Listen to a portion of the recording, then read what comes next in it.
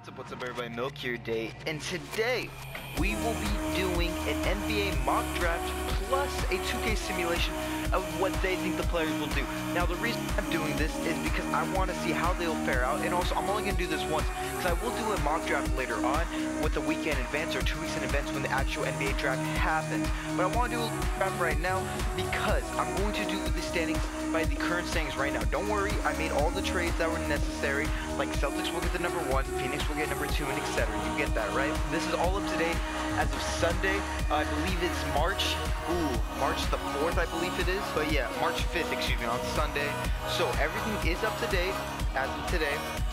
And there's a few players that you guys will be seeing and you'll be like, why aren't they that high on the list? Why are they that low? Why is this player even there? Like people like OJ Anunoby, I don't know how to say his name. I don't know why he's that high, but yeah, he's there. I don't know what he will not be in the top now, I'll tell you that right now. Harry Giles, you know, he's had a pretty disappointing season so far after getting a knee injury or something like that, and nothing's been going too well for him. And then you got guys like Jonathan Isaac who have been doing very well. They should need to be like top 10 at least. Same with Jason Tatum and etc. Ivan Rabb. There's many other players. Grayson Allen definitely is right there in that area. But you guys get the idea. So I made all the trades. I'm going to go one by one of each little draft pick, and then after that we're going to see what 2K simulates. We're going to see who puts the most points per game, the rookie report, who wins rookie of the year, who improves their team overall, and etc. Let's move on into the NBA draft. So you guys are probably like, why weren't you running down through the draft? I was talking for way too long as I exceeded over 15 minutes, and I'm trying to keep this video around like 12 minutes and under, so I really do apologize for that. So let me give you guys a brief description of why I picked every player. Now I said Celtics get Lonzo Ball. Why? Lonzo Ball can pass the ball, Isaiah Thomas is a good scorer, and Lonzo Ball is 6'6", he can play the shooting guard position. Avery Bradley has been getting some injuries as of late, so he could definitely be a solid backup for them. Now, if we move on into the Suns with Markelle Fultz, he's basically the second best player. Eric Bledsoe can get injured at times. He's kind of a safety right now. Brandon Knight will most likely get traded sometime very soon, and there's no good big men for the Suns as they can't really get a guy in Harry Giles because Harry Giles had a pretty bad season and it'd be a dumb decision to pick him up, but they definitely do need a big man. We move on into the Lakers. They were supposed to be 8th seed this year in my mind, but they didn't turn into anything good. So I go with a guy in Josh Jackson. And you could argue that they go with a guy in Malik Monk, who is definitely a shooter, but Josh Jackson is a small forward. Brandon Ingram hasn't had that superstar success that we were all kind of wanting to see, and Nick Young is probably going to leave the team, or the Lakers probably won't re-sign him afterwards because he's been having some solid season. He'll probably ask for some big money in my mind. Move on into the Magic. Dennis Smith Jr. He can definitely shoot the ball. He can pass the ball. Magic were in the rumors of trading Elfrid Payton for a little bit during the trade deadline. So what I see them doing is picking up a point guard because they don't need a big man, obviously. And the small forward-wise, they could go with the guy Jonathan Isaac. Don't get that twisted.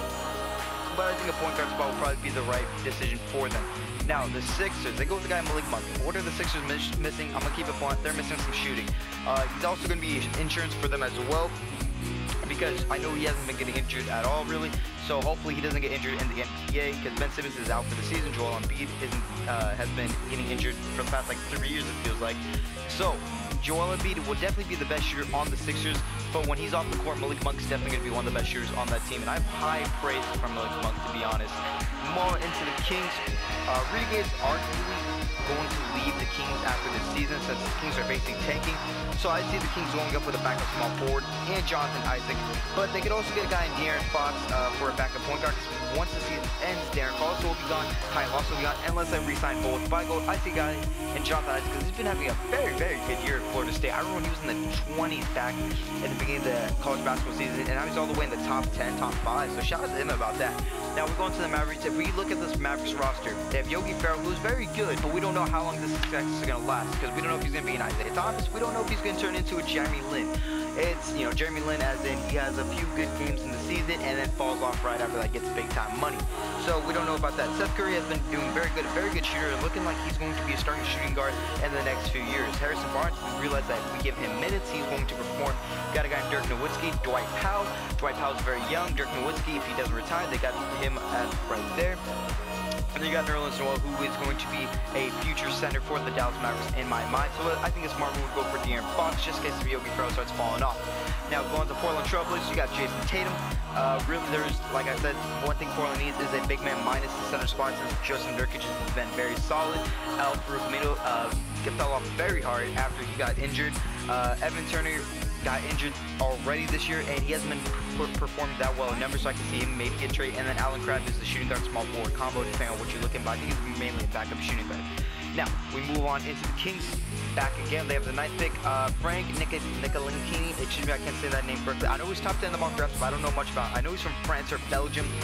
Don't quote me on that. But what the Kings do need is a back point guard, like I was saying. Darren Collison, Ty Lawson could be gone, so they could go with this guy right here. I feel that would be the smart decision. And the last pick that I made personally was the 10th pick, and that was the T-Wolves. I said that the T-Wolves are oozing with potential as they have a bunch of young assets that they are not willing to trade for star players. So I feel like they could go with the guy in power forward and a guy in Harry Giles, and they can move George Dang to the 6-man backup center. And I think that would be the smart decision right there. But I'm really hoping Harry Giles just stays for his sophomore year, because he got injured by a knee injury. And I think it's best for, because I think he's only averaging like 4 points, 4 rebounds a game, which is pretty ugly to say the least. Now, we will go into free agency right now, and we'll see what is up with it. I'll show you guys any updates of where teams go, but I'm going to try to keep it the same as best as I can, unless there's some players like Paul Millsaps, maybe the Serge Ibaka's of the world that need to get traded. But there's some weird trades, like KD goes to the Denver Nuggets. I'm going to fix that instantly and put him back to the Warriors, to be honest. We're just going to keep it realistic. But now, let's move on into the next portion of this video. Alright, so nothing really was shocking to me other than probably George Hill going to the Sixers, but maybe George Hill sees it, I don't know. I just decided to keep it because that was probably the worst that I could see. Jeff T going to the Bulls. There wasn't really much other than KD probably going to the Clippers. I had to trade him back to the Warriors, though. That just did not make sense to me of why they'd get that, or why KD would leave the Warriors, I guess best. If we went to the Thunder, though, I could see that maybe. That's very slim, but I would probably kept it just for the fun of it, I guess.